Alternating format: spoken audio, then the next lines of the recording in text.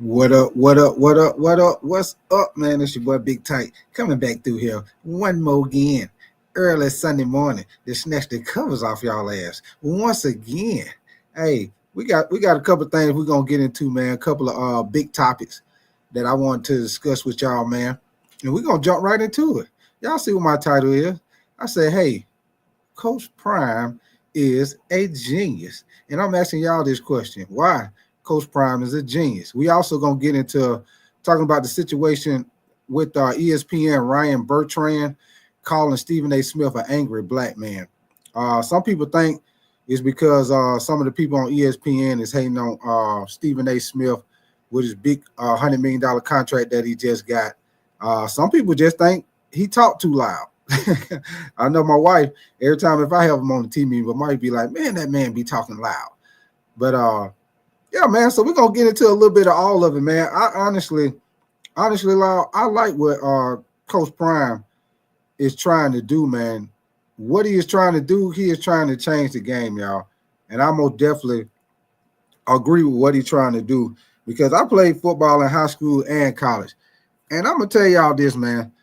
When you, especially in like what he talking about in spring practice, trying to have a joint practice with another team with spring practice, which I agree, man. And I also feel like they should do it in football camp, like the NFL do, like how they do in high school and in the NFL. College level is the only one that don't do it, y'all. And I know back when I was playing. A lot of guys used to be saying that because once you go through football camp, once you go through spring practice, y'all, and you keep practicing against the same people over and over and over and over, it kind of starts getting a little boring sometimes because the person you're going against every day in practice, you pretty much know that person. You know that person. A prime example, if you're an offensive tackle, what up with your OG greeting? Appreciate you coming through, brother. Prime example, y'all. The reason why I say Coach Prime is a genius, trying to do this joint practice, trying to start this joint practice with our Syracuse coach. The reason why I say it makes a lot of sense, and people have been saying this for a long time, and I know you probably thought this same thing, OG Greedman, back when you was playing. You know, once you go through spring practice, you go through football camp, whether y'all playing football or basketball. I think they do it in basketball, but I feel like they should do it in football because they do it on the high school level. They do it on the NFL level with the joint practices. Because, you know, once you keep practicing against the same people over and over and over, you learn their tendencies. You know what they like to do, especially if you know you can beat them. If you know you can beat them, then sometimes it starts kind of getting a little boring because you know the person you're going up against, you beat them every day. So, you know, really, you got to kind of get in your mind. You're trying to work on your own thing because you know this person ain't really giving you no competition like that. So sometimes it get a little boring. Let me see what you say. OG Greeting. You say facts. We used to have 7-on-7 and everything. Yeah, we used to do the same thing, OG Greeting.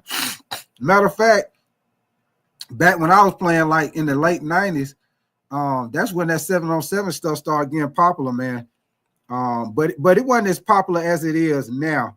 But when we used to do it back when I was in school, man, they didn't have like the tournaments like how they have now. But what we would do, if we would go to in the summertime, we would go around to other schools and we would play them 7-on-7, different schools, different high schools around Atlanta. We would go around and we would scrimmage them in 7-on-7. But now, you know, it's a big thing. They have the big tournaments where they travel like AAU teams and everything. Yeah, John, I know they got their ass whooped. I know. I know they got their ass whooped. I knew somebody was going to come in here talk about them damn Lakers last night. Got their ass ran off the floor. That's what they did, John.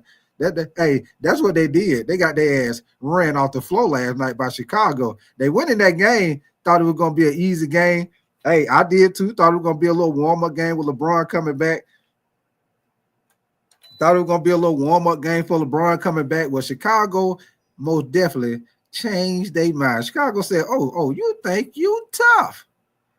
You think you tough. We finna show y'all ass something. Y'all think y'all finna just cakewalk over us?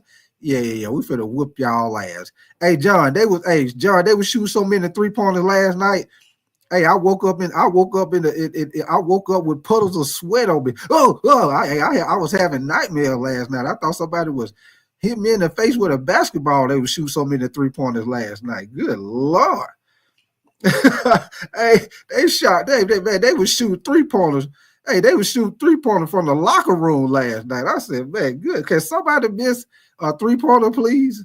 They shoot 3-point. Hey, John, OG Greeter, man, they would shoot 3-pointer from the concession stand. Hey, they was up there. Next, yeah, let me get a chili dog, and let me get a chili dog in a Diet Coke. Hey, while they waiting on that chili dog, they turn right around and shoot that 3-pointer. Wait a minute, let me shoot this 3-pointer right quick. Swish. Yeah, Luka did his thing, but didn't nobody else do shit besides Luka. LeBron ain't none of them do nothing. Luka was the only one keeping them in the game. But yeah, man.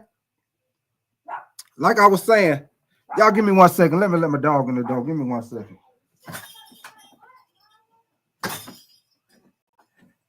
Okay, I'm back.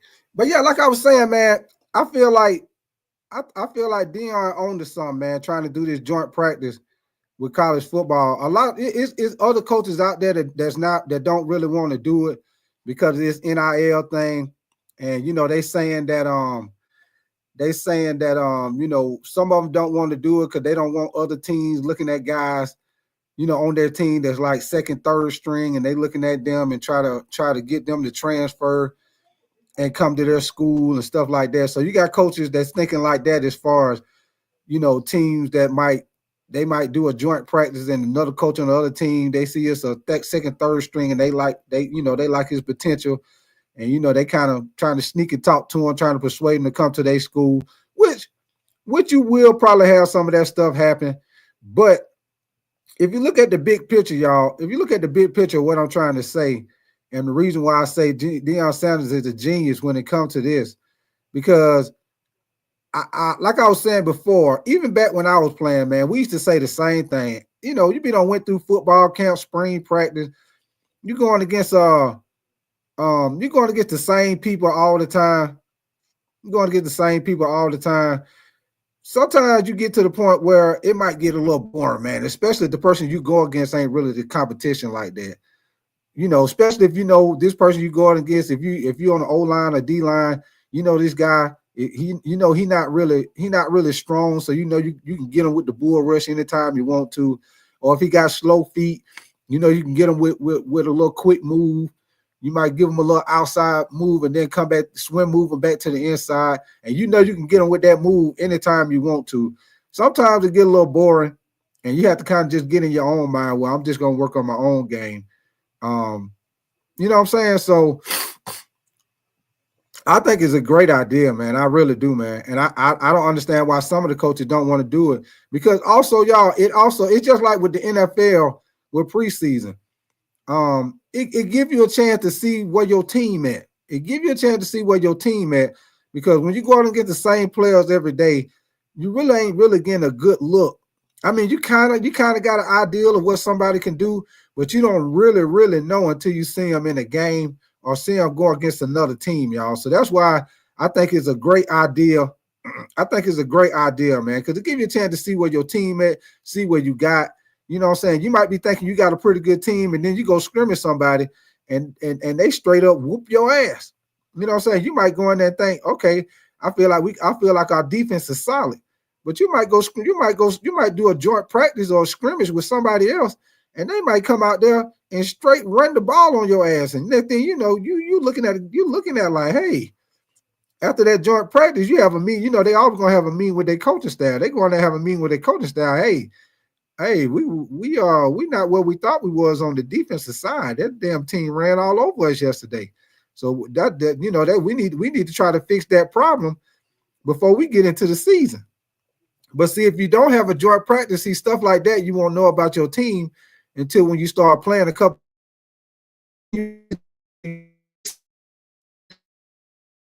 Sometimes it might be too late. It might be too late. What you trying to fix it during the season instead of being able to have time during the summer football training camp. You got you a couple of weeks before the season start. Once you see where your team at, okay, well, look, coach, we playing this type of defense. maybe we need to change this scheme because our secondary ain't as good as we thought. So maybe we don't need to be playing this man-to-man because our DBs ain't what we thought. So maybe we need to switch this up and start playing more of a cover 3, or maybe we need to play a cover 2 because our cornerbacks ain't all that. We got good safeties, but our cornerbacks ain't all that. So maybe we need to play cover 2 in the secondary.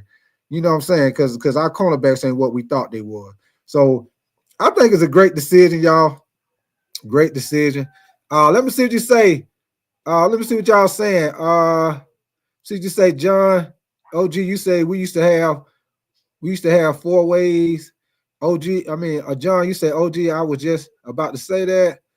OG, you say I played in Detroit.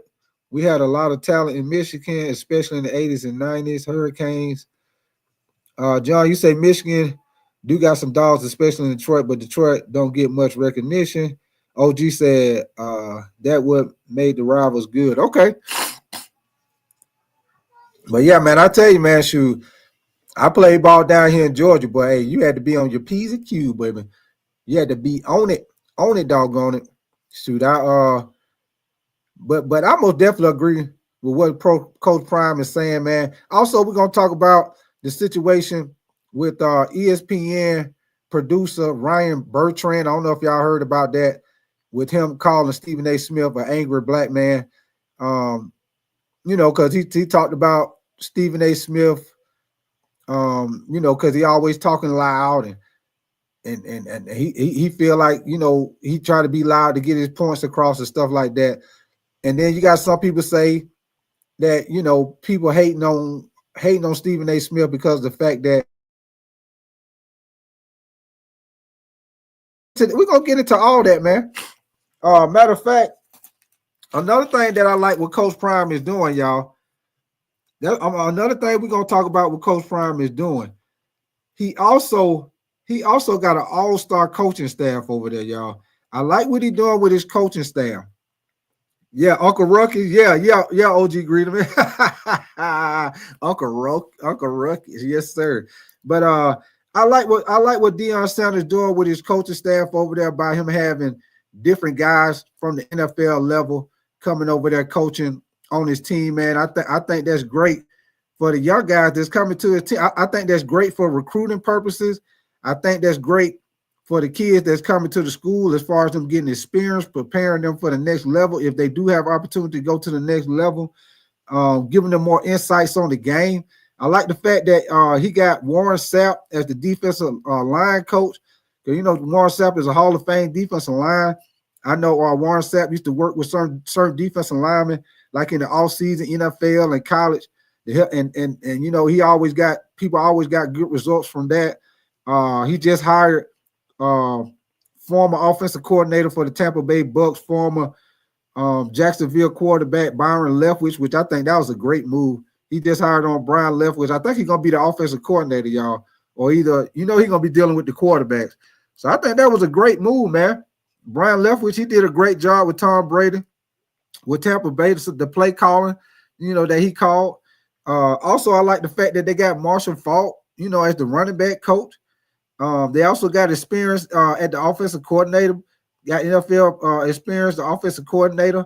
They got NFL experience with the defensive coordinator. So I think that does a lot as far as recruiting, and they can also give you insights on the experience they had, man. Stuff like regular people like me and y'all, we ain't never experienced. Like, we know the game, but we don't know like different experiences that they had on the pro level, people they went against, techniques they had to use when they went against, certain teams, and how people might used to scheme against them to try to slow them down and stuff like that. So I think that's great what he's doing with his coaching staff, y'all.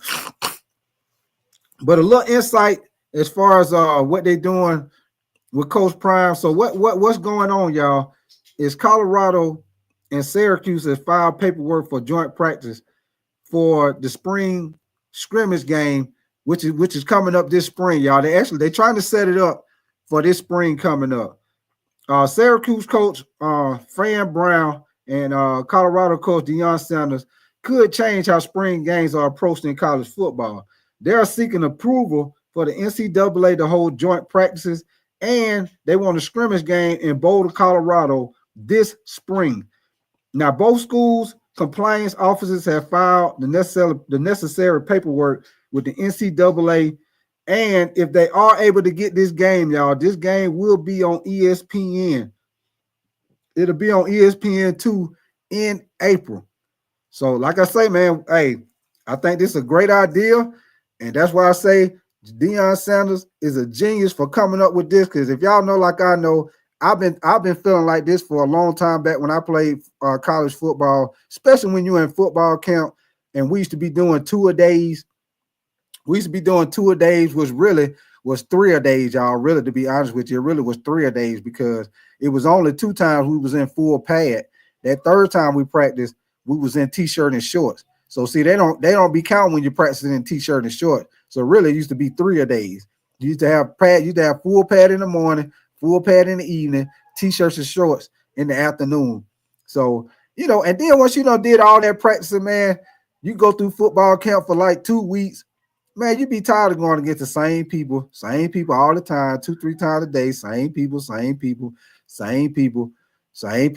You know what I'm saying? You already know what they can do. You know what they can't do. You know if this person, if you can beat him deep, if you can give him a certain move, he always bite on it if you're a wide receiver.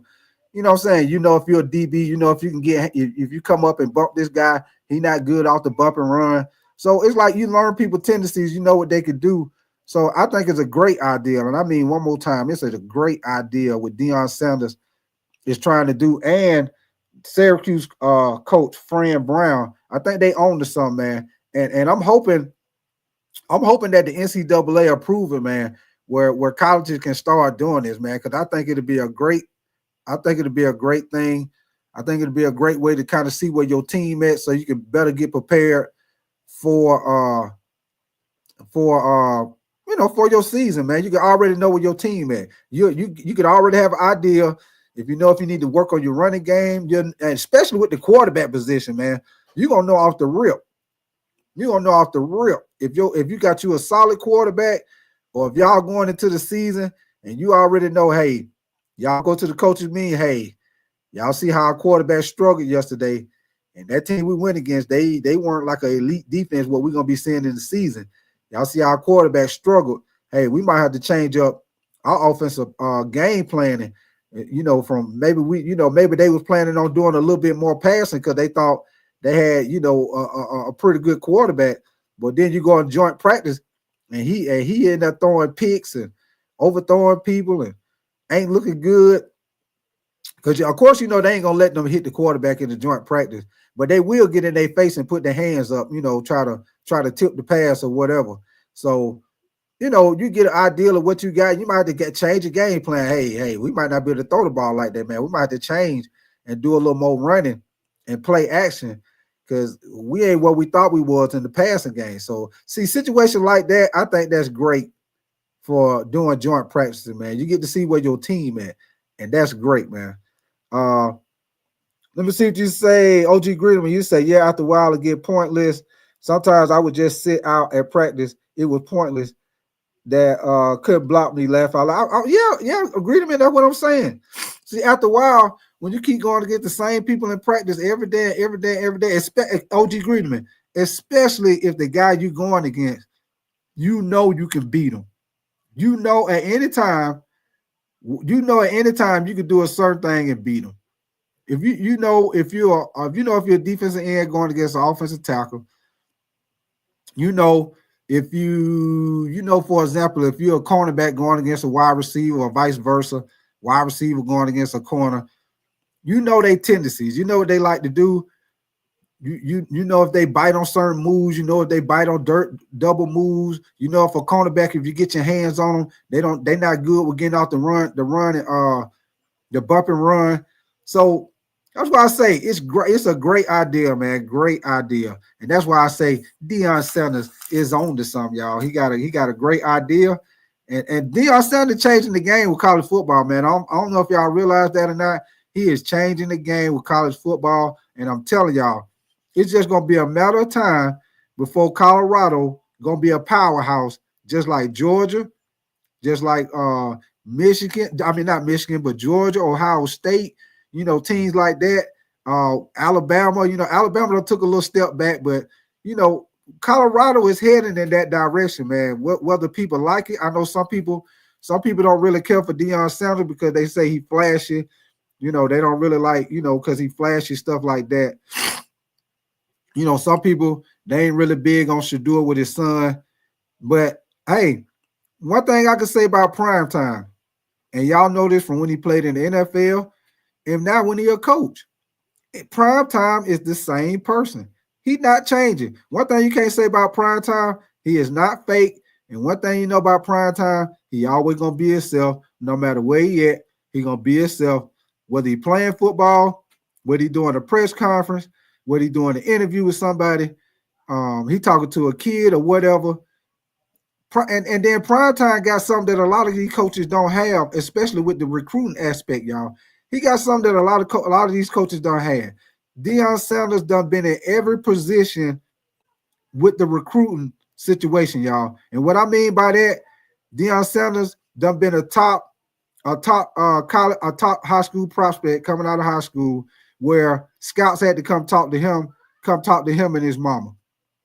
He done been in a situation where his son was a top quarterback prospect, where teams coming to him and his son at his house talking to him, discussing, trying to persuade him, to let back when Shador was and Shador was coming out, trying to persuade them to go to a school, which of course Deion Sanders ended up going coaching on a college level, but still he still don't went through that recruiting process with people trying to recruit his kids. Also, he done went in the third process where now he a coach. He going through the process where he going to different kids' house now, top prospects, trying to sitting down talking to their parents, trying to explain to them why it's the best thing for their child to come to his school and him be a coach for them, to develop them as a player and to develop them as a man going forward. So Dion has something on a lot of these coaches that a lot of these coaches don't have. He done been at every position as far as with the recruiting level with these kids. He done been recruited. His kids done been recruited, and now he doing the recruiting. So he know all the ins and outs to it. He know what to say. He know when somebody shooting the breeze. What the old people used to say. He know when somebody shooting the breeze. They bullshitting. He know all of that. He know what to say. All of that, man. And I'm not surprised that he getting the top level recruits and people in the transfer portal coming to his school, man, because he know what to say, man. He got a great program going over there. The only thing bad people can say about Deion Sanders is they might not like how he flashy. They might not like how he talk, because he very self-confident. And sometimes when people be very, very self-confident like that, a lot of people think that, you think you're all that, or you think you're better than everybody else. No, to me, man, I don't see that wrong with nobody being very confident. If you're very confident and you back up what you do, or you back up what you say, or you keep to your word, I don't see that wrong. I don't see that wrong with people being confident. And that's the only thing you can say about Deion Sanders. Hey, if that's the only thing you can say about that man, then hey, that ain't nothing. That ain't nothing. If he ain't got no flaws in his program. Matter of fact, the kids in his football program, they honor students. Deion Sanders always talk about how those kids in that football program honor students, how he leading them to being a man after football, because a lot of people in college football are not going to the NFL. So, and like I said, once again, he got all type of NFL experience on that team, man. The other college football teams don't have, man.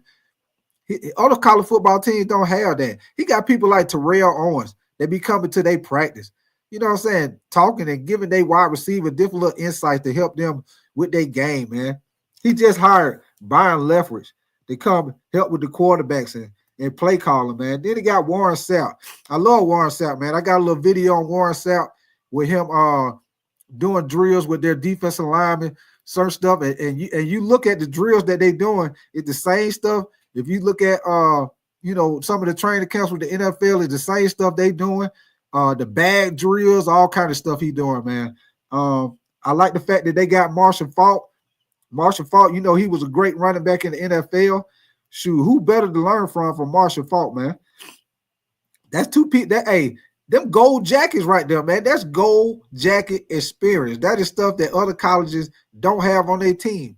Gold jacket experience. And what I mean by gold jacket experience, Hall of Famers on the coaching staff. Warren Sapp, Marshall Faulk, Primetime, Deion Sanders. Man, come on, man. And then you got people like Terrell Owens coming to your practice, helping out the wide receivers and stuff. Man, come on, man. What up with you, Steve Lawton, man? Appreciate you coming through, brother. Appreciate you coming through. Yeah, facts, man. You say plus he hip to the game too. Facts, John. Facts, man. So that's why I say when it comes to prime time, man, I feel like prime time is a genius for what the idea that he is coming up with. And if y'all just coming in here, what up with you, Steve Lawton? You say go Birds. Hey, I hear you, brother. I hear you. When you say go Birds, you talking about them Eagles? Steve Lawton, is you talking about the Eagles? Because if you talk about the Eagles, hey, I done said it before, and I'm going to get back on top of y'all. I done said it before. Don't be surprised if the Eagles, now Steve Lawton, OG Greenman, John, I'm going to say this before y'all jump on me. Now, y'all don't jump on me, but I'm going to tell y'all, if the Eagles, if they don't get hurt, barring injury, now, if they don't get hurt, y'all, which y'all know that's a big if, because you know football, you can get hurt at any play.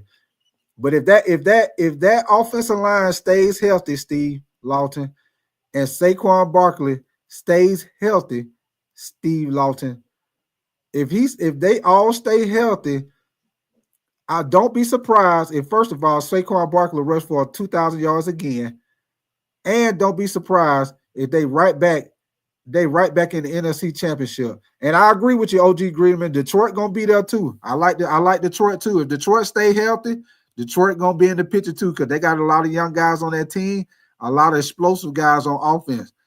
So if Detroit can stay healthy, I felt like if Detroit would have been healthy last year, I felt like Detroit would have been there last year. What up with you, Welsh, man? Appreciate you coming through, brother. Early in the morning. Y'all know what I always say. Early in the morning. Y'all know what I do. Come in here and snatch the covers off y'all ass this morning.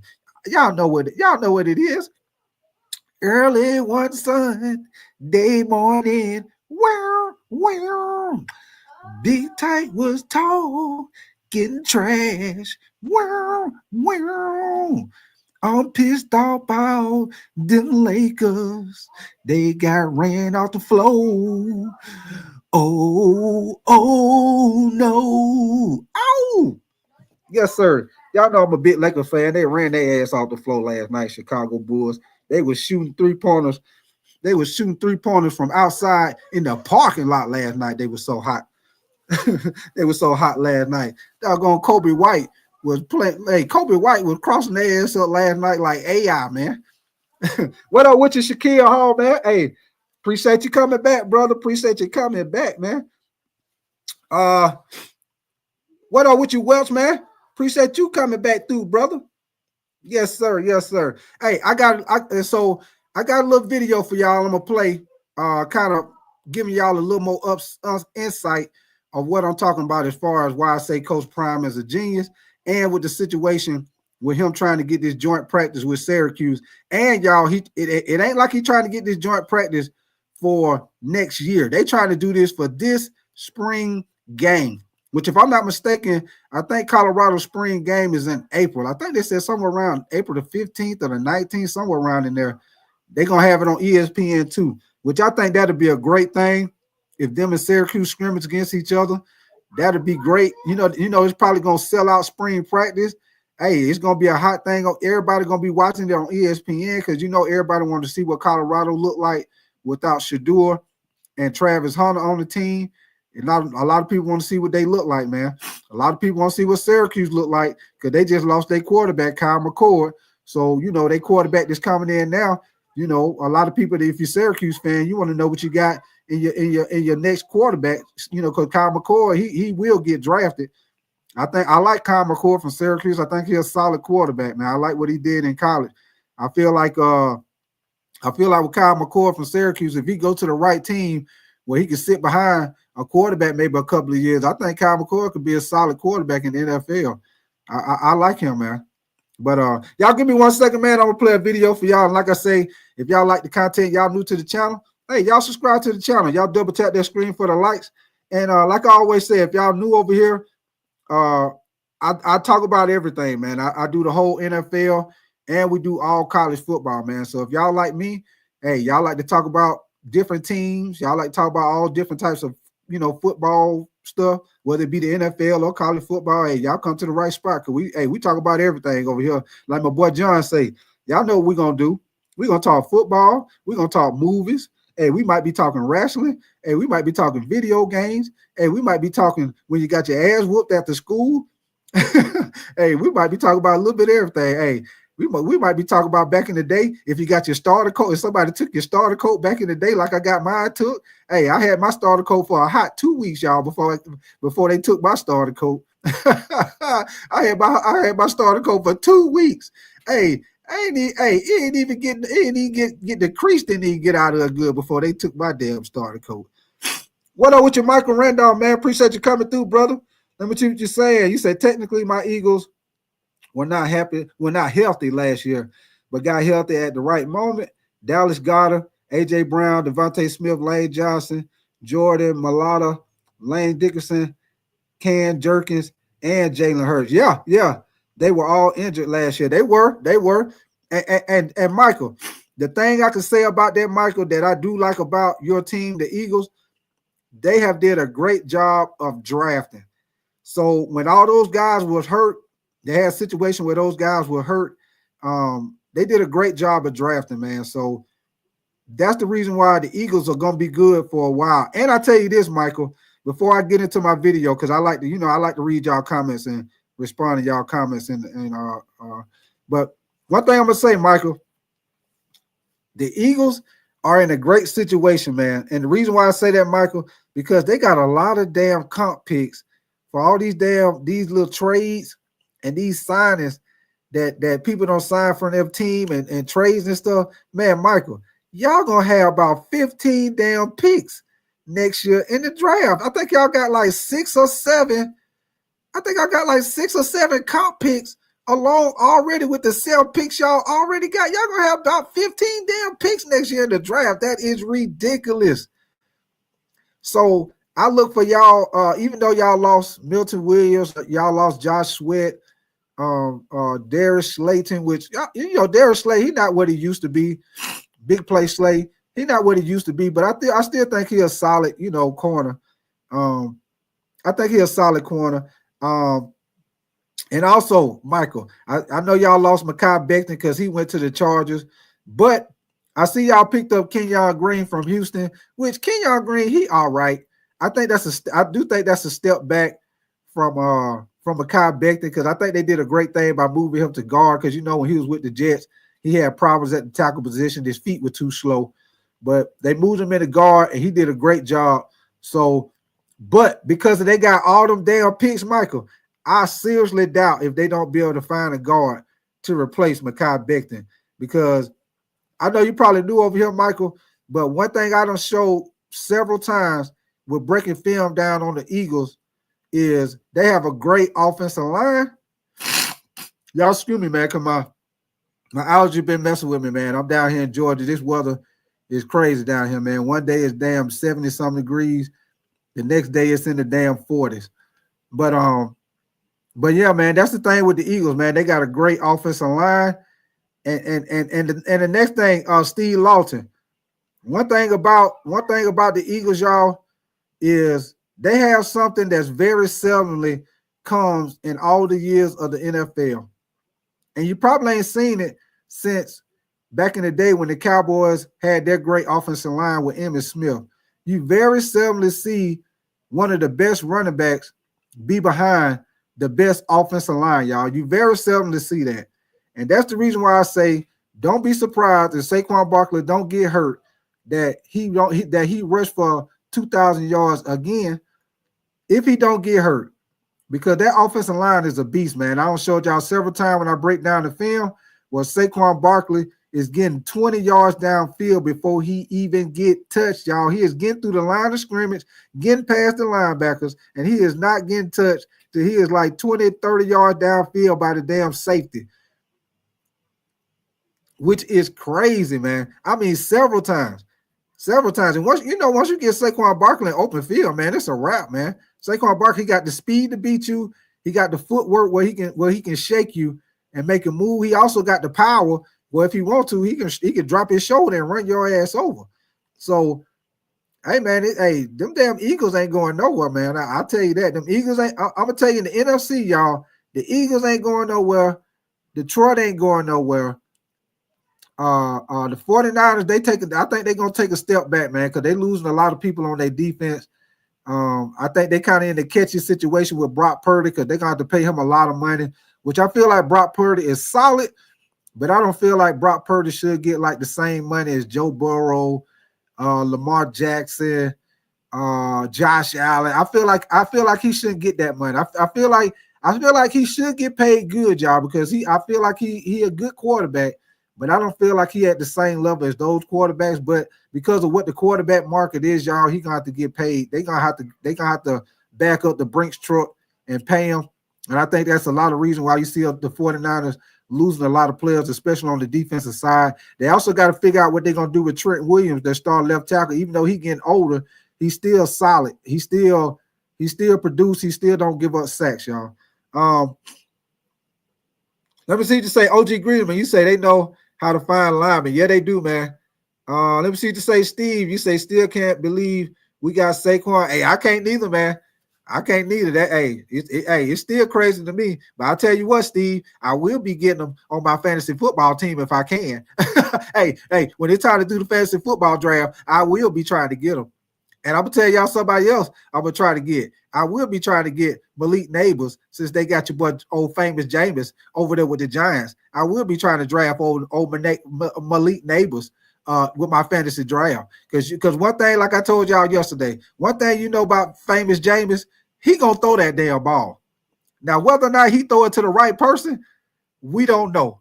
But he most definitely go throw that damn ball. And you know about famous Jameis. Famous Jameis, he got that Brett Favre type of mind frame when it comes to throwing interception. Famous Jameis can throw 3-4 picks in one damn game. And guess what? That next pass he throw, he gonna throw that motherfucker with confidence. That next pass he throw, he gonna throw it with confidence. That pick he just throw, he gonna shake his head on that sideline, but he gonna come right back out. The first play, he gonna come right back out throwing that ball. He is not losing no sleep over throwing them picks. The only thing to be funny is after the game when he do a press conference and them people start asking him about those interceptions he started throwing. And last year when he was with the Cleveland Browns, they started asking him about them 4 picks he threw in that game, and I think 2 or 3 on was a pick 6. And Jameis Winston started acting like he was up there praying and doing a testimony about those doggone picks he was throwing. Like he was up there doing a testimony on the more interceptions he was throwing out there, y'all. But like I say, Malik Neighbors will most definitely get some targets. He will be getting some high volume targets. Because like I say, Jameis Winston, I'm pretty sure now they're not going to be waiting on Aaron Rodgers. They pretty much don't put that in the bag.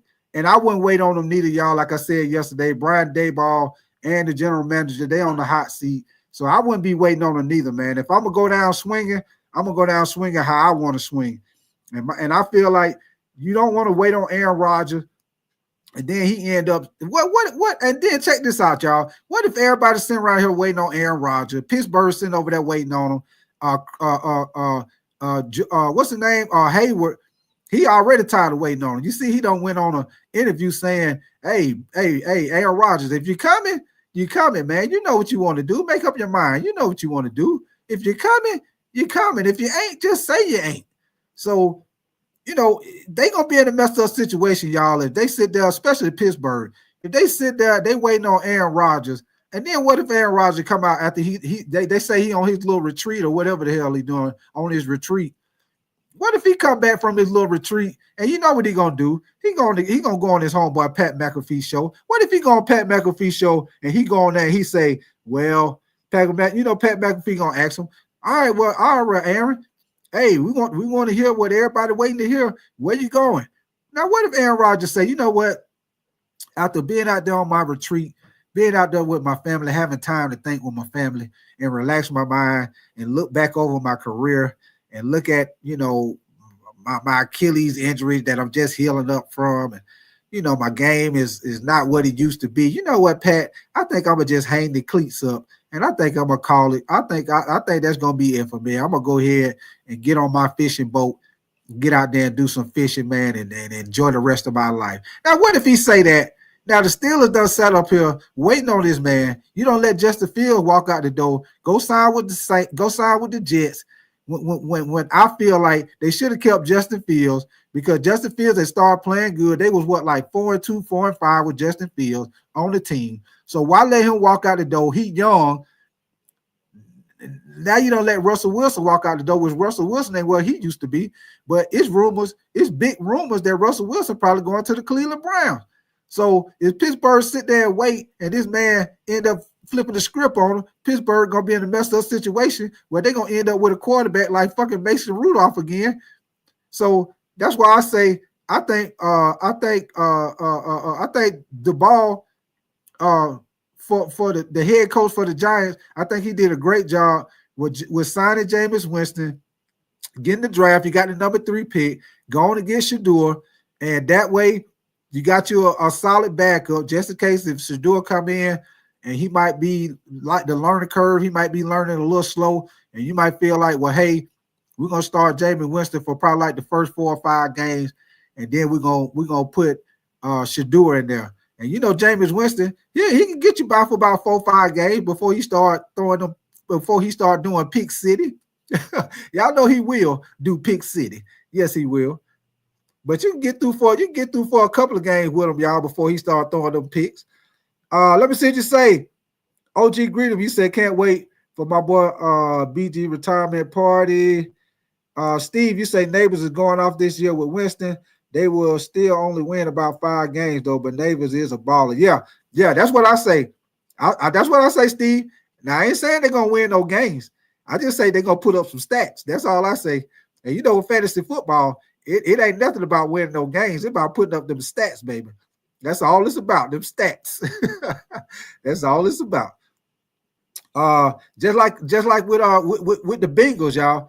With the Bengals, hey, you better pick Joe Burrow and you better pick Jamar Chase for next year, because you already see they going all in on offense. They don't give a damn about their defense, because I still say to this day they should have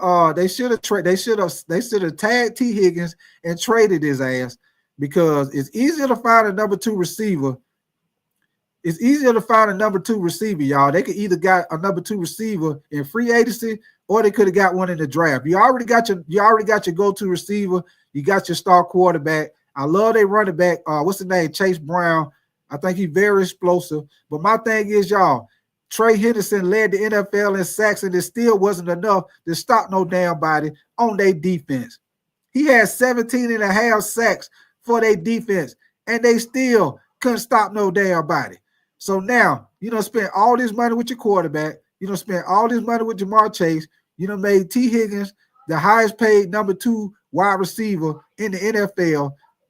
So they try to figure out with this last little bit of money to figure out how to sign Trey Henderson. So they signed Trey Henderson, y'all. They only option. They got to hit on damn near every pick in the draft for what, this year, next year. They got to just hit on draft picks. They got to have a hellified scouting department for that shit to work out for them, y'all. That's the only way it's going to work out. They got to have a hellified scouting department, because you know what?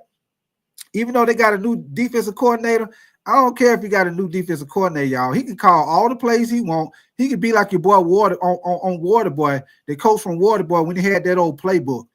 And old boy took his playbook. Y'all remember on the movie, he was up there talking on the phone, standing on top of that chair with that high heel shoe on, and the phone wasn't even plugged up in the wall. And he had that phone on his head. He say, "I hate him, I hate him, I hate him, I hate him." He had done took his playbook. But you know what? When he took his playbook, all the plays worked for that other coach, because he had a hellified team. He had a squad. So when you got the players, of course your plays gonna work.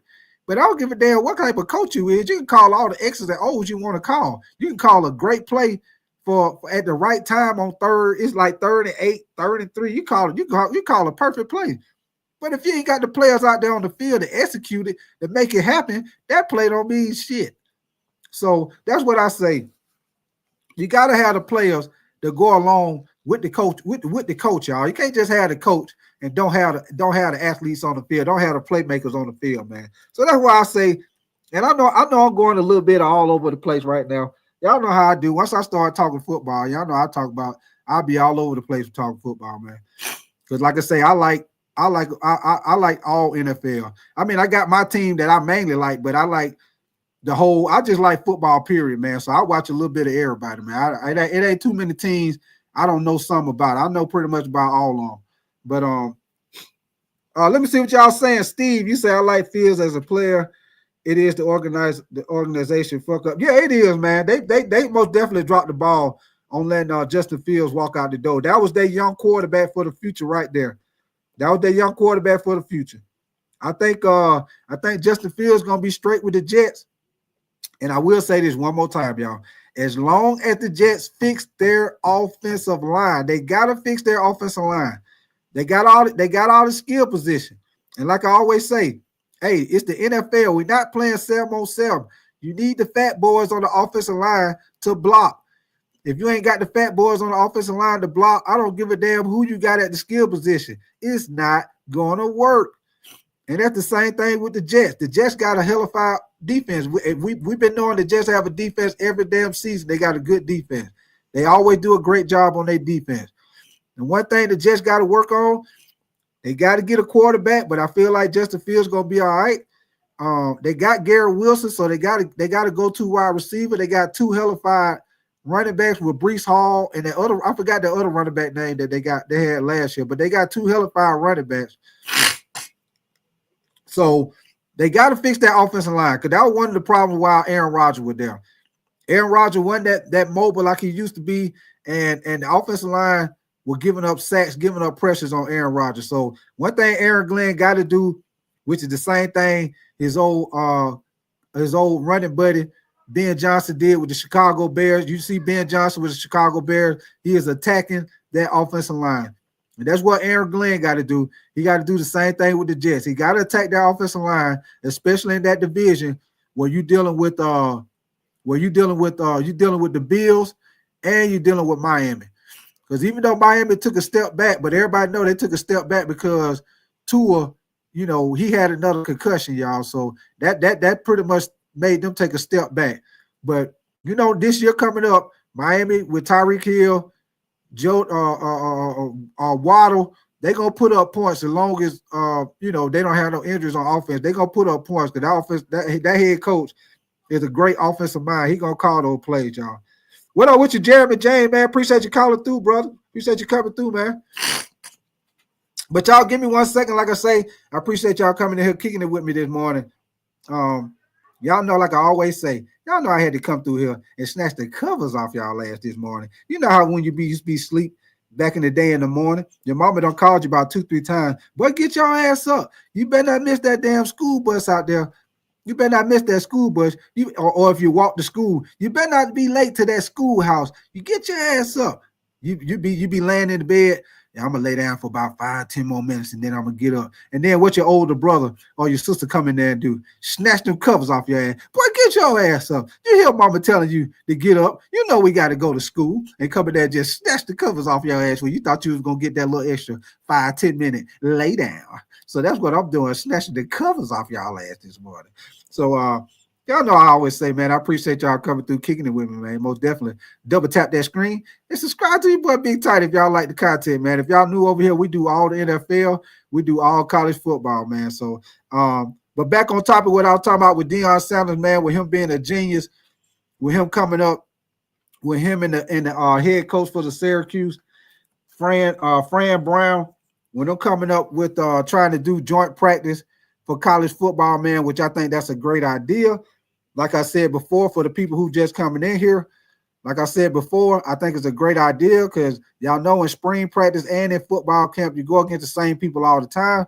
Sometimes it get a little boring, especially if you know at the people who you're going against can't stop you. It gets a little boring. So sometimes you have to get in your mind like, yeah, I ain't really getting the look that I want, but I got to work on my game.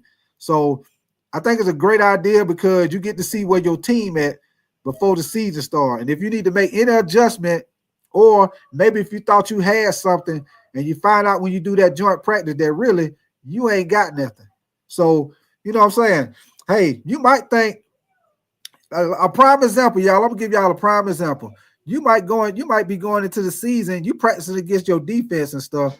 You ain't getting, but you ain't got no look at nobody else. You might be thinking this running back that you brought in, you might be talking to the coaches. Yeah, I feel good about this running back, man. He looking good. You know, he looking good in practice. He looking good. He looking good. And then when y'all go out there and do joint practice, guess what happened, y'all? He go out there and that thing, he don't fumble about 2 or 3 times. So this running back that you felt good about, now you see y'all go against some other teams. Y'all see right now he good, but he got a problem holding on to the ball, y'all. He fumbling the damn ball. So now we got a problem. Now we got a problem. We got to try to fix this problem because we got a good running back, but he can't hold on to the damn ball. He get a good lick on him. It doggone ball popping out like popcorn. You put that popcorn popping out like popcorn, y'all, like the popcorn machine. And when you go to the movie theater and the popcorn be popping out at the top, dropping down to the bottom of the old popcorn machine at the movie theater. It just popping right out his hand every time he get a solid hit. That thing, everybody on the ground, fumble. Y'all know what happened when it's a fumble. What everybody holler out? Fumble. Everybody diving on the ball.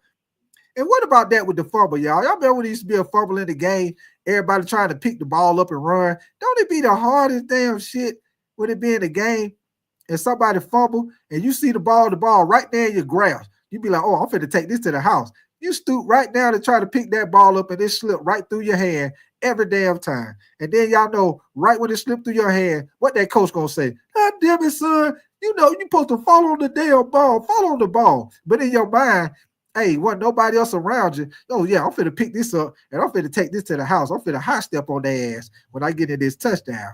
Hey, I'm about to do the MC Hammer on their ass when I get in this end zone. But that ball slipped right out your damn hand, and then next thing you know, the other team fall on it, and then everybody looking at you like, damn, man, just fall on the ball. But you be thinking in your mind, man, hey, if I would have picked that ball up, boy, I was finna take that thing to the his out. But all you had to do was fall on it. So y'all know what I'm talking about this morning. But y'all give me 1 second, man. I'm gonna play this right quick. What I was talking about as far as this situation with Deion Sanders trying to do the joint practice for this spring, y'all, which I think is a great idea. I think is a genius move by Deion Sanders once again. Let me see to say, Steve, before I play this. You say I think Milrose should be taken by the Dolphins in the second round. What do you think, Jeremy? Let me see what you say, Jeremy. You say that's why, Steve. I said I would draft one because I don't trust Tua long term to lead my team to a championship. I'll tell you what, Jeremy and Steve. My thing with Tua, man. My thing with Tua, y'all, is him being healthy, man. Oh yeah, that's it, Steve. Hey, appreciate it. Yeah. When I was talking about the second running back, yeah, Braylon Allen, that's his name. Yeah, they got 2 solid running backs. But yeah, Jeremy, and Steve, my thing with Tua, man, is him keep getting the concussions, man. That's my thing with Tua, man. I think when he's healthy, he not an elite quarterback, but he's solid. He got the talent around him. They got the talent around him where he got players where he just get them the ball like Tyreek Hill, Jalen Waddle. Those guys, you put the ball in their hand, they could do stuff with it after the catch. So I think they got him set up like that nice. But my thing with him, y'all, and I agree with y'all, I most definitely would get a backup quarterback so they don't be in the situation they was last year. He got a concussion, and then they pretty much were stuck like Chuck. They didn't really have an answer. So I most definitely would try to get one of these young quarterbacks in the draft, just like what I was saying earlier about Kyle McCord. Kyle McCord would be a good situation for the Miami Dolphins. He can come in, he can sit behind Tua. I like Kyle McCord from Syracuse, man. I feel like he's a solid quarterback. I like Will Howard from Ohio State. I like that quarterback from Indiana. I think he's gonna be all right. So, Mason Dart. I think Mason Dart gonna mess around and end up going in the first round, y'all. I think he's gonna end up going in the first round. He might end up going to the Saints. Ain't no telling though. But y'all give me 1 second. Like I say, let me see what you say, Steve. You say Eagles fans are here, but I love the NFL. Just like Big Ty. Oh, I appreciate it, Steve. Yeah, I'm the same way, man. I love the NFL, man. Y'all know who my team is. I'm a Carolina Panther fan, but hey, I love all football, man. Of course, I love my team, but I love all football, man. So I like to talk about all football. That's why I'm a big fantasy football guy, because I look at everybody, man. So I'm gonna definitely appreciate y'all coming in here kicking it with me. And like I say, if y'all like how I am, like what Steve was saying, hey, you most definitely come to the right channel, man, because we're gonna talk about everybody, man. Everybody. It don't matter what your team is. We're gonna talk about it, whether it's NFL or college. But y'all give me 1 second, man. Let me see. Let me find this clip right here I got for y'all with this situation with Deion Sanders. With this joint practice. Give me 1 second. Give me 1 second. Okay, here we go, y'all. I'm gonna play this for y'all. Give me 1 second. And hold on. And shout out to this guy, man. Primetime Buff Nation. This guy, he do a lot of stuff on the Colorado Buffalo, man. So shout out to him. That's where I found this clip at.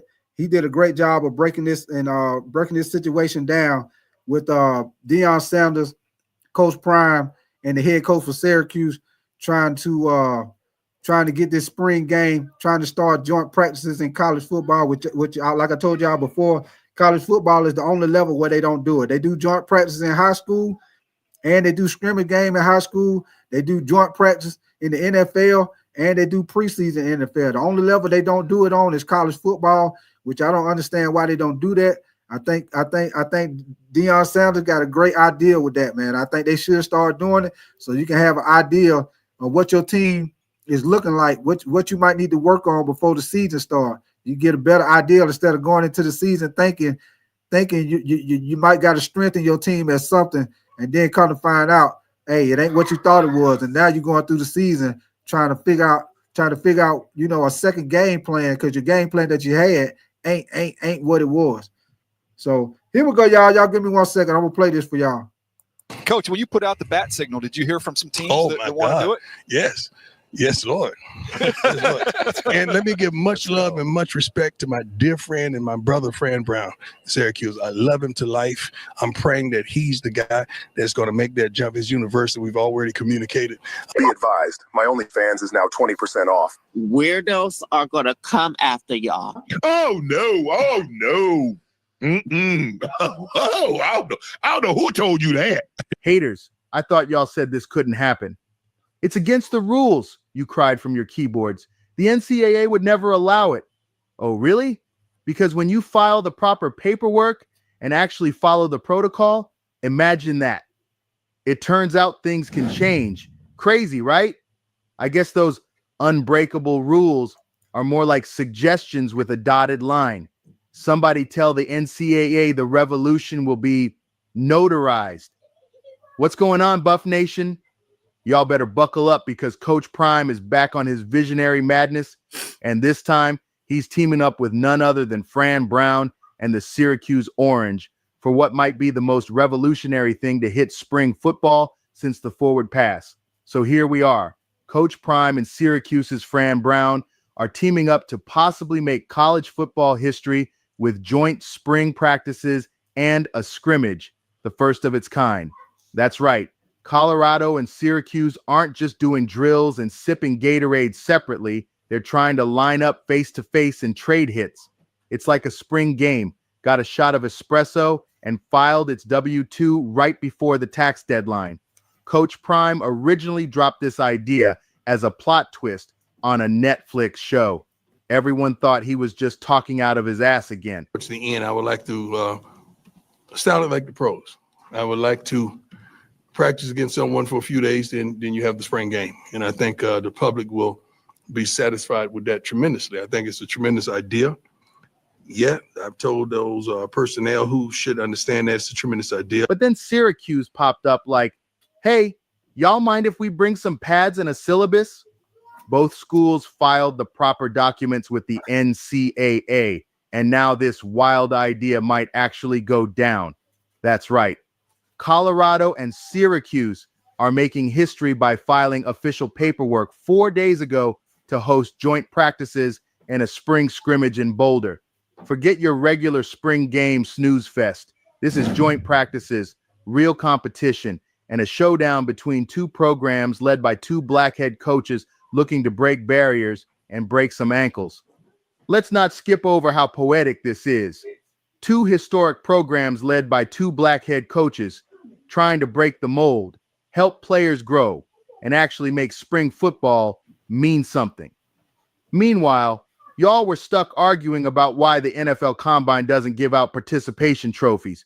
Fran Brown is all in. The man said they're even planning to include financial literacy workshops and academic focused sessions as part of the collaboration. Oh yeah, and also football. Imagine that. Teaching these players how to protect their pockets and their quarterbacks. Revolutionary stuff. And let's be honest, Coach Prime probably whispered this idea into the wind. Coach, when you put out the bat signal, did you hear from some teams Oh, that my want to do God. it? Yes. Yes, Lord. Yes, Lord. And let me give much love and much respect to my dear friend and my brother, Fran Brown, Syracuse. I love him to life. I'm praying that he's the guy that's going to make that jump. His university, we've already communicated. Fran, I love you and I appreciate you. And I'm praying that it happens. Man. It's not going to just be about football. It's going to be about financial literacy. It's going to be about everything. It's going to be about academics as well. We're going to do a joint thing with both teams if we could make this happen. And Fran Brown caught it like bet. Now they're on the brink of setting a precedent, and the NCAA might just have to rubber stamp this one. Sure, they're waiting on final approval, probably once the NCAA comes back from their spring break cruise or finishes binge watching The Office. Maybe by April 11th, once the NCAA stops playing hide and seek with common sense, they'll stamp that approval like it's an old school Black Friday deal.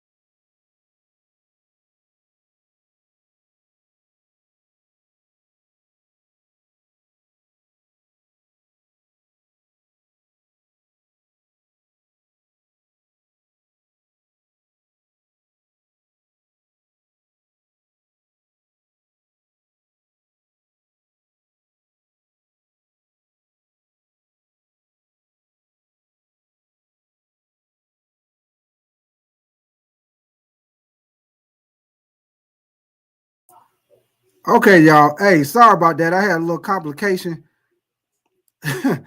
Sorry about that, y'all. I know y'all probably like, what the hell? I had a little complication right there, man. I apologize for that. For some reason, I don't know how it happened, man. StreamYard had done kicked me out for a minute.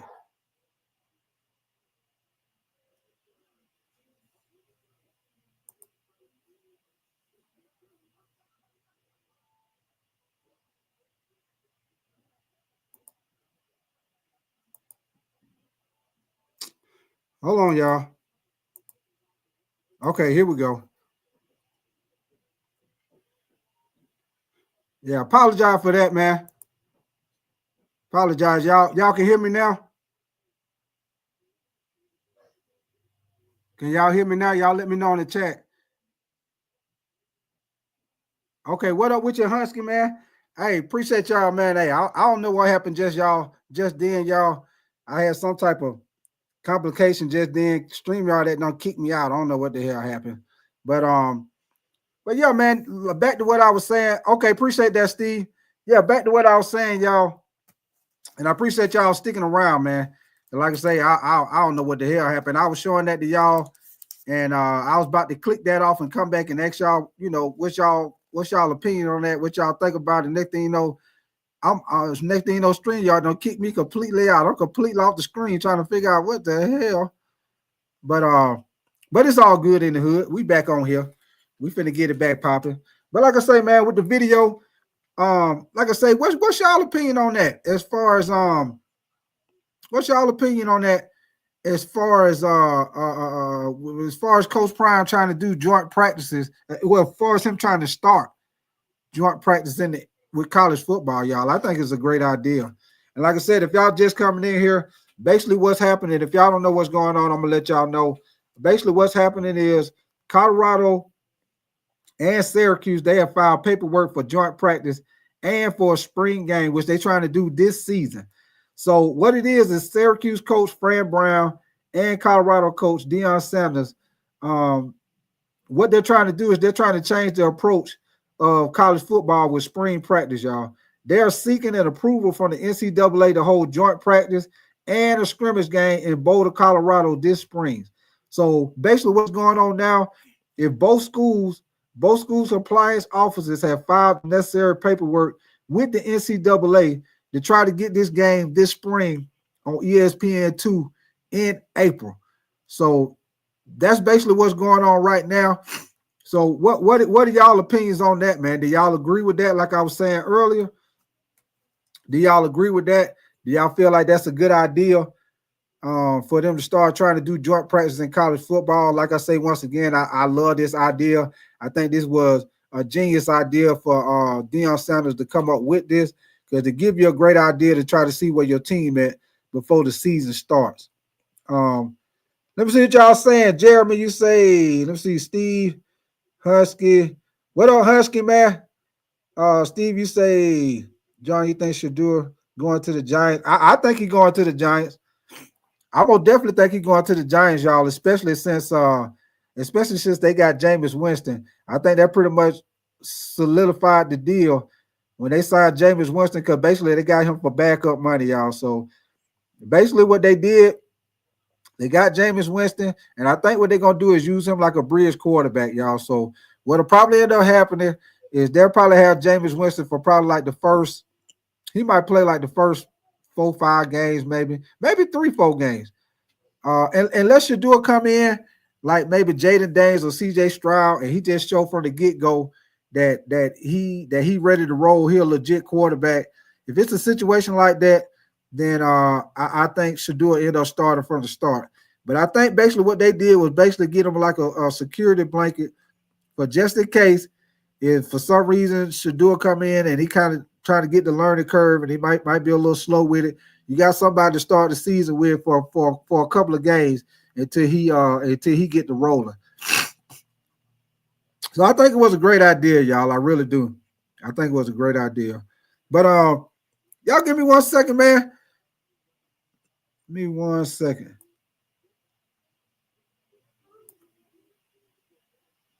I'm gonna put the link in the chat, man. If any of y'all want to come up here and holler at me.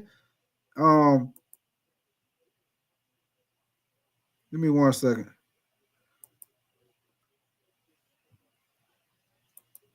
If any of y'all want to come up here and holler at me, man, about the topic of what's going on, most definitely. Y'all most definitely come through and holler at me. But I'll tell y'all what, man. What up with you? What's your name? Godly TV. You say I agree 100%. Okay, I appreciate you coming through, Godly Truth TV. Appreciate you coming through, brother.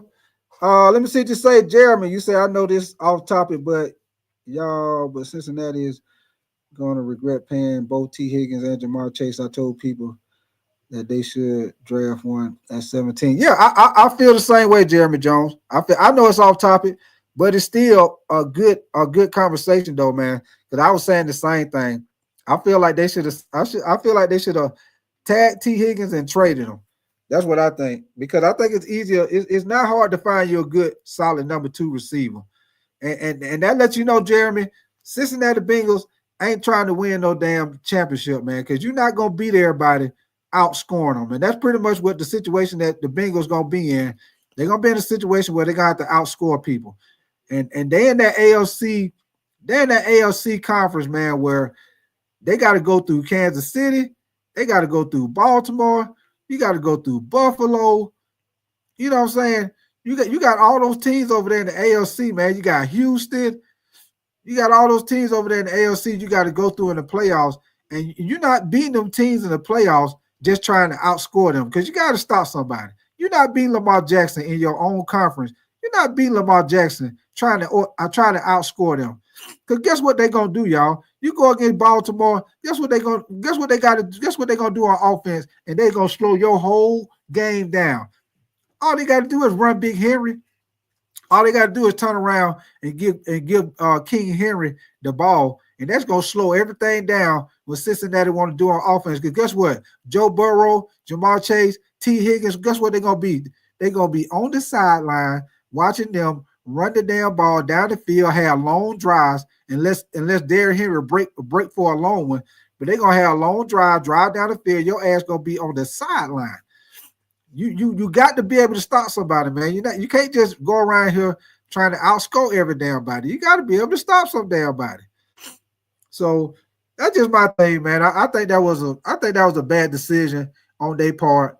They basically did what Joe Burrow wanted them to do because y'all know it's been all in the media that Joe Burrow wanted to pay Jamar Chase. He wanted to keep T. Higgins. So, when they start getting their ass whooped, and they're not going to the playoffs, one thing I don't want to hear Joe Burrow saying nothing about what they need to bring to the team because you wanted to go all offense. They did what you wanted to do. Now you got to make it work, player. You got to make it work. You got to make it work. Let me see you say OG Greenman. You say how you join the live. Okay, OG Greenman. Basically, what you got to do is the link that I put in the chat. Basically, what you got to do, you can either type it in on Google, like go to your Google and type it in the whole hashtag without my link, or you can copy it. You can copy it and paste it on Google, and then when you tab on it, it should bring you straight to StreamYard. And then what you have to do is you have to allow. I think you have to allow your microphone and your camera or whatever, but it'll let you come up. And when you come up, I'll see you in the backstage, and I'll bring you on. I'll bring you on in here. But that's basically how you have to do it. That's how I had to do it, OG Greenman. When I go on other people's shows, basically what I had to do is you either copy and paste it on Google, or you can type it in yourself. And once you hit enter, it'll take you straight to StreamYard. And like I say, you should be able to come right on in. Should be able to come right on in. But I got a little clip on play for y'all. While, like I say, if any of y'all want to come up here and holler at me, whether it's about the subject or you want to talk about somebody else, it's all good, man. It's open court, baby. If you want to come up here and holler at me, come up here and holler at me. But let's see you say, Jeremy, you say 2021 was their best chance to win a title. Now the AFC is fully, juggernauts, don't see them winning in the near future because they screwed financially. Yeah, man, they screwed themselves, Jeremy. The only way, and I mean the only way, Jeremy, that it could work out for the Cincinnati Bengals right now, The only way it can work out because they paying all this money. And then, like I already said earlier, the last little bit of money that they got, they're trying to keep Trey Henderson. They're trying to keep Trey Henderson. And you already know for what they done paid Myles Garrett, for what they paid Max Crosby with the Raiders, you got to come out the pocket, man. What up with your top man, brother? Appreciate you coming through, man.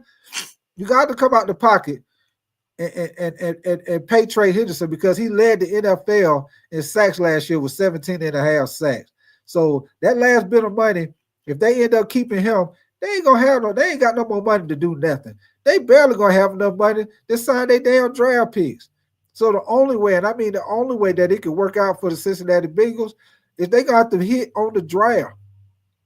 They got to have a great scouting department, and they got to hit on their draft on defense. That's the only way that it will work out for the Cincinnati Bengals. They have to do some shit like what the Eagles did, and they have to hit. They got to hit in the draft on their defensive players. That is the only way it can work out. If they don't hit in the draft on their defensive players, hey, Cincinnati just gonna be one of them teams that can put up a lot of points. And like I said, it's gonna look good and it's gonna sell tickets, and they gonna beat some teams outscoring them because it's a lot of teams out here that probably not gonna have the defense to be able to slow them down. But when you go against those good teams that do have the defense to slow you down or put pressure on the quarterback, or you go against another team with a good quarterback and they can put up points too, aka Buffalo Bills, aka Baltimore Ravens, Kansas City. Even though Kansas City had a down year this year, but I most definitely feel like Andy Reid gonna fix that damn team. Whether he do it in the draft, he gonna fix that weakness on that team. And like I say, they got Rashee Rice coming back also to team him up with Xavier Worthy. So Rashee Rice, if he come back and he able to play to the level he was playing, that's most definitely gonna help their offense, y'all. But yeah, man, that division gonna be hell for them, man. It's gonna be hell. And don't mess around. And top man, don't mess around and let don't mess around and let the doggone Pittsburgh Steelers, end up getting them a solid quarterback, and then get one or two people to shore up that offensive line. Pittsburgh gonna be a problem. That's all Pittsburgh need to do. All Pittsburgh need to do is they need to get them a solid quarterback, and they need about two good offensive linemen on that offensive line, and they gonna be straight. I know they lost Najee Harris, but this is a deep running back. This is a deep running back draft right here, so they most definitely can find a running back easy. You can get a good running back in this draft. Shit, probably 5th, 6th round. They come to your team and most definitely be productive. I like the other running back they got too, Warren. I like Warren. He's very explosive. I like him. So, if Pittsburgh end up, doing the thing they need to do, Pittsburgh gonna be a problem because Pittsburgh got a defense, and y'all know, like I know, defense gonna travel. So, hey, that's gonna be a problem for Cincinnati, man, in their own division. That's a problem. That's a problem. But another thing I want to ask y'all about, man, as far as with my other question I have in my topic, y'all, was ESPN producer Ryan Bertrand. He called Stephen A. Smith an angry black man, y'all. And I got a video clip I'm gonna play for y'all as far as with that situation, and y'all let me know what y'all feel about that, y'all opinion on that, as far as him calling Stephen A. him, and it's a couple other people. They say it's a couple other people. ESPN say they call it Stephen A. Smith an angry black man. And they say some people hate on Stephen A. Smith because he just got that big $100 million contract. Some people say, Stephen A. Smith be talking too loud. Some people say he try to talk real loud, over talk people to try to get his point across. Stephen A. Smith, some people like him, some people don't. But I think I like Stephen A. Smith, man. He's very entertaining. He most definitely keep your attention. So I like Stephen A. Smith. Sometimes he do talk a little loud, but he most definitely keep your interest, keep your attention though. But yeah, he got paid big time, John. He got paid big time. It's big time. But y'all give me 1 second, man. I want to play this little video clip for y'all right quick with them talking about the situation with Stephen A. Smith. Y'all give me 1 second. Let me find it. Okay, here it go right here. I'm gonna play this for y'all. If y'all had, if y'all hadn't heard about the situation with this going on with Stephen A. Smith, man, it just actually happened, I think about 2-3 days ago. So, hey, if y'all just find out about it like me, hey, here we go. Yeah, John, most definitely. Yes. Yes, sir, John. Yes, sir. Most definitely. Yes, sir. Yes, sir. One more time, John. Yes, sir. Yes, sir. Here we go.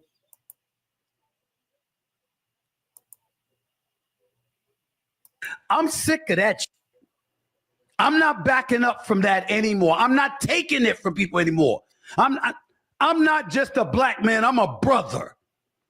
Man. So in today's video, we got to talk about this ESPN audio leak, guys. So there's audio that's surfacing right now of an ESPN producer calling Stephen A. Smith an angry black man.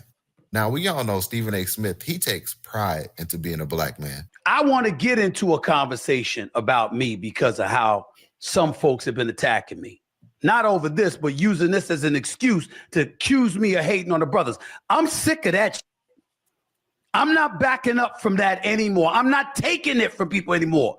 I'm not just a black man. I'm a brother. I'm not going to take this from people anymore. So Stephen A. Smith said he's no longer having that. He's not going to take the back seat to this. So now that we got this audio leak and we know the reason why this is happening, because Stephen A. Smith just signed his big lucrative contract with ESPN. As you guys can see, he signed for over $100 million.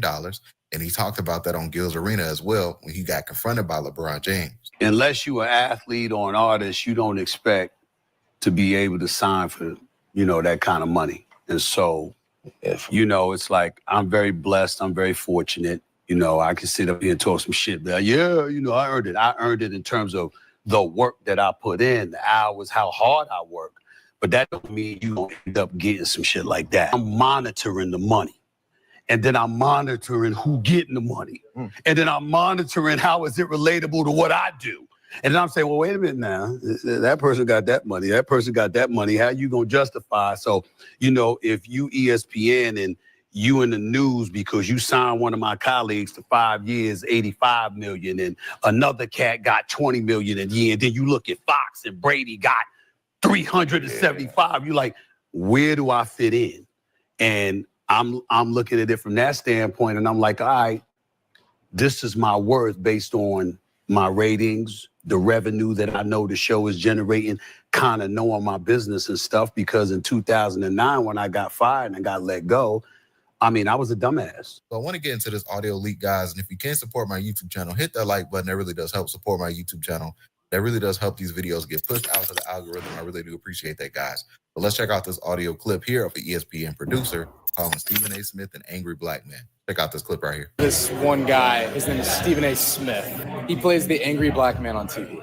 The angry black man stereotype is basically you're loud, you talk over people. What you say is not necessarily important. It's more how loud you are and how you deliver your speech.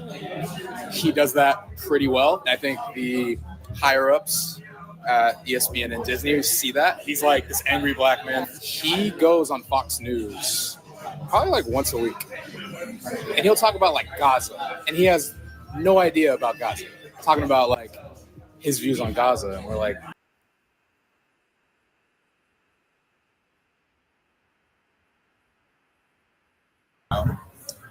LeBron like confronted him at a game one time, and then ever since that, Stephen A's been on like 4 different podcasts, basically like, I thought it was a weak move, like coming up to me and whatnot. It's just this whole like embarrassing thing that we're all like rolling our eyes at. They just think he's crazy, just trying to create attention, which is his job, I guess. He gets paid a lot of money to do that. So. To like create chaos, to create like controversy, like an argument. That's like his job, basically. So he's like an accurate? Yeah, that's a good way to put it. Very much whoever's buying my shit, I will sell you my book. Which is like Fox News sometimes. Okay, so that's the audio clip that had got leaked out, right? Remember, guys, we had reported on Stephen A. Smith and Shannon Sharp responded to an article that had came out about allegedly ESPN producers and First Take staff members were upset with them because ever since Stephen A. Smith got Shannon Sharp to get on the show, They said that Stephen A. Smith was acting different. He started to like poke his chest out. He was being rude to the staff members. And they also threw Shannon Sharp under the bus as well. Remember, Shannon Sharp even had addressed that on his Nightcap podcast with Ocho. That report had came out not too long ago when Shannon Sharp had signed his lucrative deal with ESPN. That, oh, the Shannon and Stephen A. is calling tension. I'm like, what kind of tension?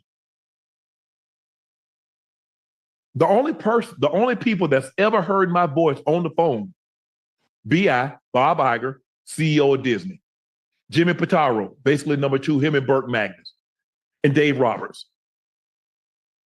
I've been to New York 5 times in the studio. Ash has been with me every time. Jordan's been with me every time.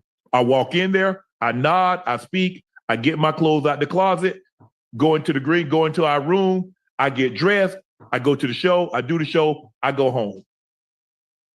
They came to, how many times did they come to LA, Ash? 2, 3?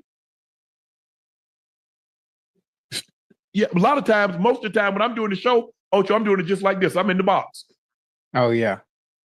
So I'm trying to figure out, I've never been on a call. I've never been on a call. When they're discussing topics, Shannon Sharp has never been on a call.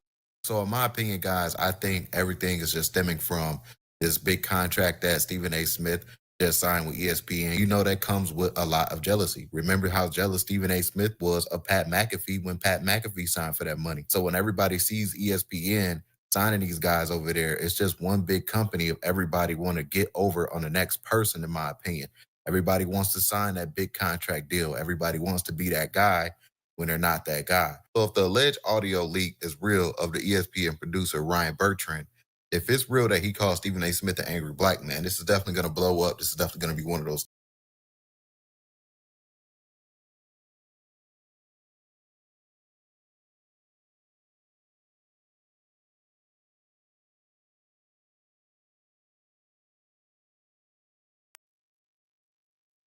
Should do.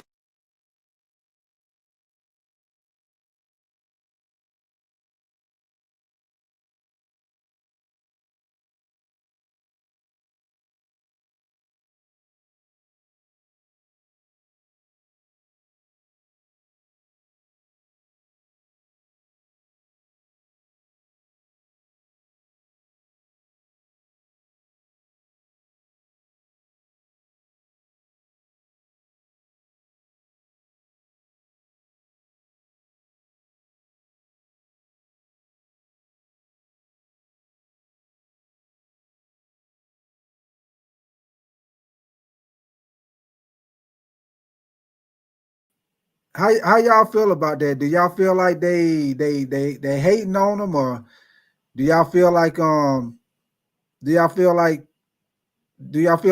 because of Stephen A. Smith got that big contract, the $100 million contract? Do you think Ryan Bertrand was wrong for calling him angry black man? You know, some people say that because he always be talking loud, y'all. You know, he always be, you know, he could be on First Take, he talk loud, he be hollering, just, you know, he be going back and forth with Shannon Sharp and everybody. But you ask me, man, I think he's very entertaining, if you ask me, man. He's very entertaining. He most definitely know what he be talking about. Very informational. So I mean, I ain't got no problem with Stephen A. Smith, man. I like Stephen A. Smith. I like his show. He be cracking me up. He be cracking me up, man, especially when he started messing with the Dallas Cowboy fans. That shit be hilarious when he be messing with the Cowboy fans. But yeah, man. So hey, so how y'all feel about, you know, some of this stuff, what's going on, man? How y'all feel about the situation with Coach Brown, you know, trying to get this scrimmage game? Well, he actually trying to start something that college football that they never done. And how y'all feel about, you know, Ryan Bertrand calling Stephen A. Smith an angry black man? Do y'all think that's kind of what you want to call that? Kind of suspect, calling him that, you know, kind of black man racial thing, you know? How y'all feel about that? Me, I love the fact, like I say once again, I love the fact that Deion is trying to get this spring game joint practice against another team. Like I say, once again, y'all, I think that's a great. And when I say great, I think that's a great idea. That's why I got my topic say is Coach Prime a genius when it comes to that, yeah. But that is a great, and I mean great idea, man. And like I told y'all earlier, man, he has a great coaching staff over there. Great coaching staff, man. So kids that come to his school, man, he got NFL players, not just somebody that played in the NFL and you don't really know about them or they were just okay. Now he got guys that's Hall of Famers on his coaching staff, man. And then he just picked up Byron Leftwich. Y'all know he was the offensive coordinator for Tampa Bay back when they had Tom Brady and they had the Super Bowl run. I think Byron Leftwich is a good offensive coordinator, good play caller. I think he will be good for the quarterbacks that they got over there at Colorado, man. Another guy with great NFL experience. I like the fact that they got Warren Sapp. Warren Sapp, he been working with D lineman before he even started being a coach with Coach Prime. Warren Sapp was hell in the NFL, man, especially. Y'all know he used to be going back and forth with Brett Favre. So y'all know Warren Sapp used to call havoc in the NFL, man. I also like the fact that they signed Marshall Faulk, y'all. Marshall Faulk, hey, what better person to get insights and little tips and information from somebody like Marshall Faulk, man. Marshall Faulk was a great all-around running back, man. He was a guy that could catch the ball out the backfield. He most definitely could take it to the house at any point in time. He could outrun you, and he could outrun you. Y'all give me 1 second.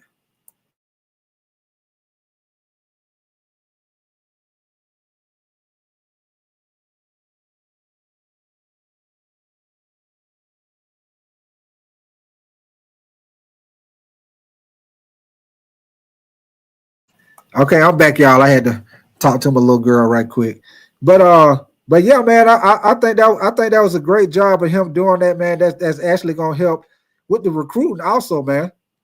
And that's another thing I think Coach would be hating on with Prime Time, man, because he getting the top recruits, man. And if Prime Time keep getting the recruits that he getting in there like what he getting, y'all, I'm telling y'all, they gonna be I said this earlier in my show, they gonna end up being a powerhouse. Just like Alabama, just like Ohio State, those teams that always be in the playoffs, those teams that every year they right there in the Final Four to win the championship. I'm telling y'all, if Prime Time keep getting these recruits, keep getting these guys in the transfer portal to his team, I'm telling you, man, it within the next 2-3 years, hey y'all, I'm telling y'all right now, within the next 2-3 years, don't be surprised if Colorado be that team that pretty much every year they somewhere around they in the playoffs and they somewhere around that Final Four. He leading that team to that direction, man, and y'all can see that already.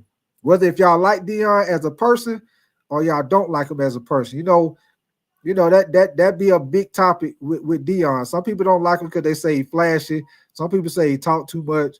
But one thing you can't say about Deion, he the same person, man. So I don't understand what the thing is. You already know how Deion was. He's the same person he was in the NFL. He flashy. He gonna talk. But one thing you can't say about Deion is he always had. He had a great work ethic, man. He had a great work ethic. He don't bullshit on the game. He ain't slacking on the game. And he the same way as a coach. When you hear him talk to those kids, he want the utmost respect out of those kids. He expect 200% work ethic out of those kids. Those kids education wise, they have good grades. So only thing bad people can say about Deion is they can say, as far as him being flashy or stuff like that. And some people talk about the fact that he left Jackson State and he came to Colorado. And this is what I say with that situation, y'all. And y'all might agree or y'all might disagree with the situation with him leaving Jackson State. My thing with that, y'all, I mean, yeah, that was good. He was doing a lot for black colleges, kind of, putting them on the map and doing things for black colleges that wasn't being done. But everybody know if you working, you being employed by somebody, and you got a better opportunity. You got a better opportunity as far as to upgrade your income, put your family in a better situation, living situation, to put yourself further in your career. You mean to tell me you're gonna stay?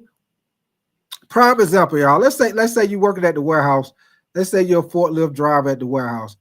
Let's say you done been there a couple of years or whatever. Job opportunity come available. And let's say it's a situation like with Dion. The guy from Colorado came to Dion and offered him the job.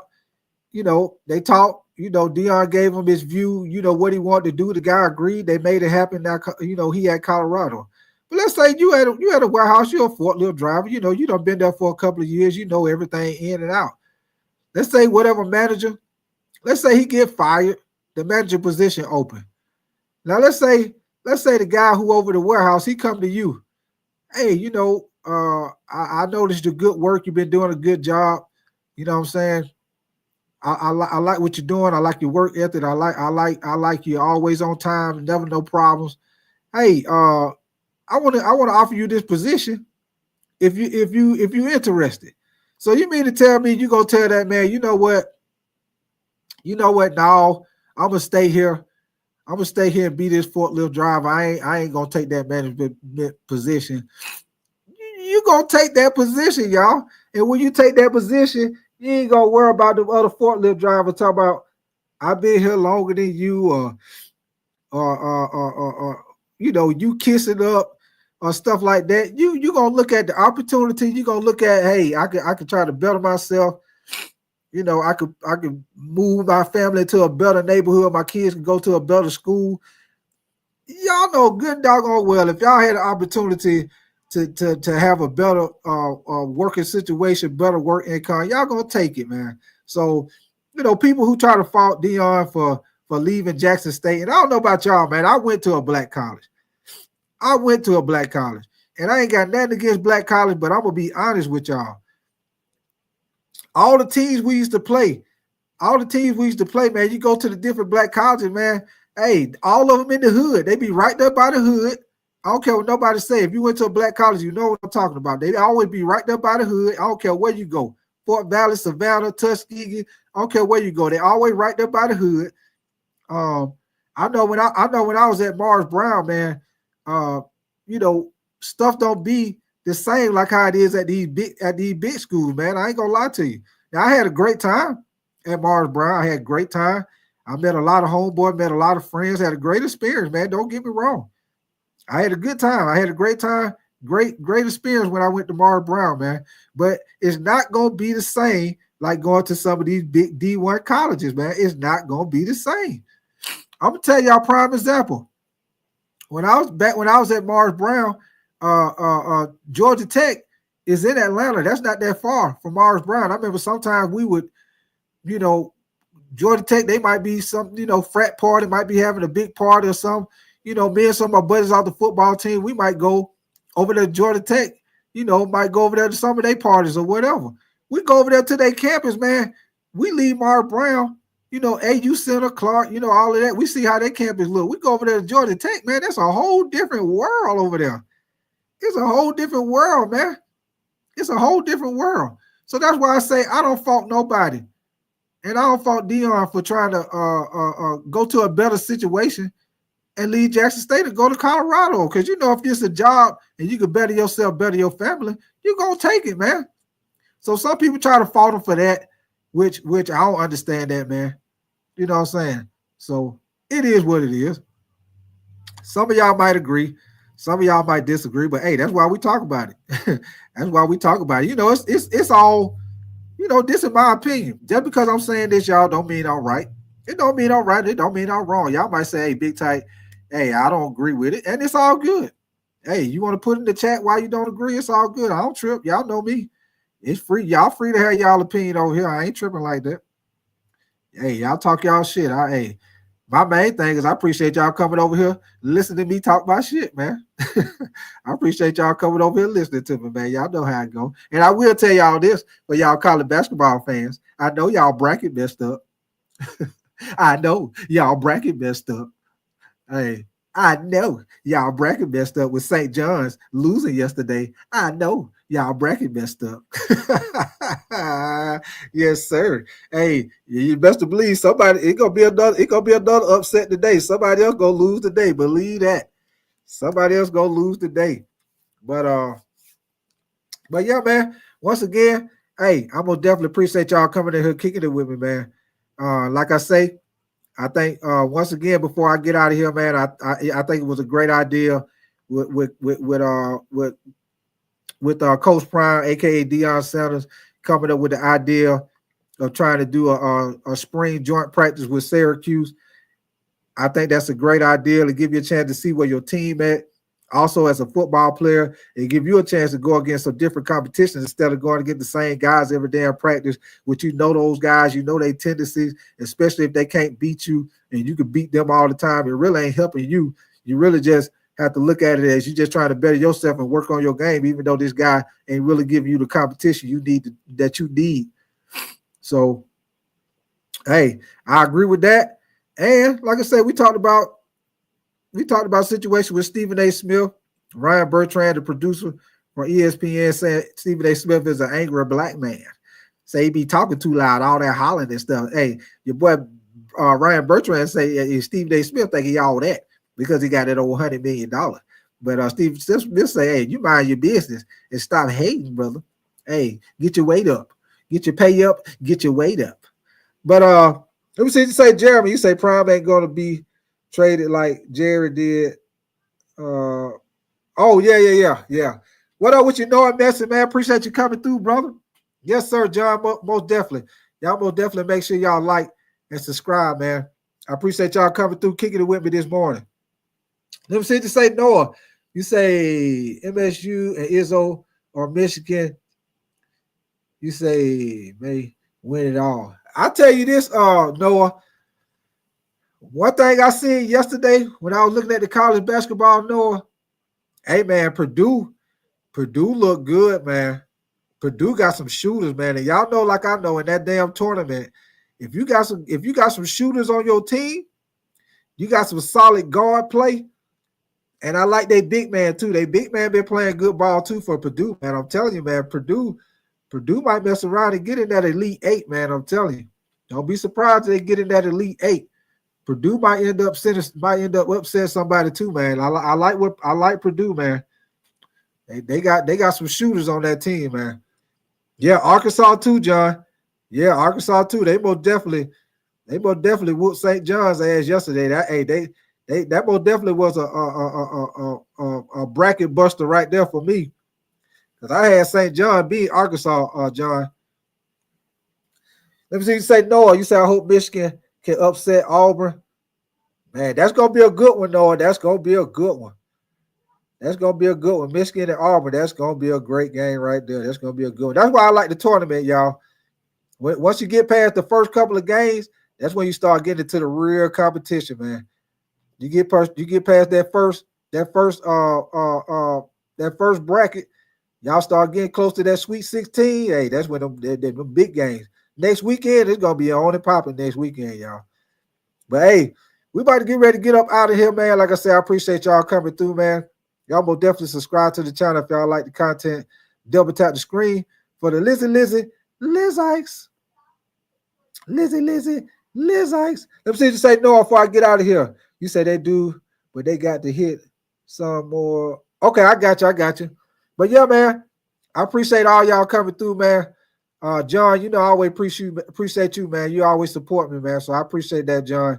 Noah, all y'all, man, that came in here and kicked it with me this morning. Y'all gonna definitely keep your notification bell on. I'll be back on tomorrow morning, man. So y'all enjoy y'all day. Just wanted to give y'all a little something to think about with old Coach Prime and old Stephen A. Smith, man. Here we go. I'm gonna holler at y'all later, man. Y'all be safe. Y'all enjoy y'all day. And like I say, my old Lake Show got their ass whooped last night. They ran them off the floor. Hey, they would shoot. A doggone Chicago Bull would shoot 3-pointers on them like NBA jams last night. They would shoot 3-pointers from the concession stand, shoot 3-pointers from the guy. You know, the guy in the parking lot when you go to the game. The guy to be out there waving the sign, trying to get you to get in that parking space, pay that high ass parking lot money so you can go to the game. Yeah, he was out there with him, standing in the parking lot, shooting 3-pointers. All that.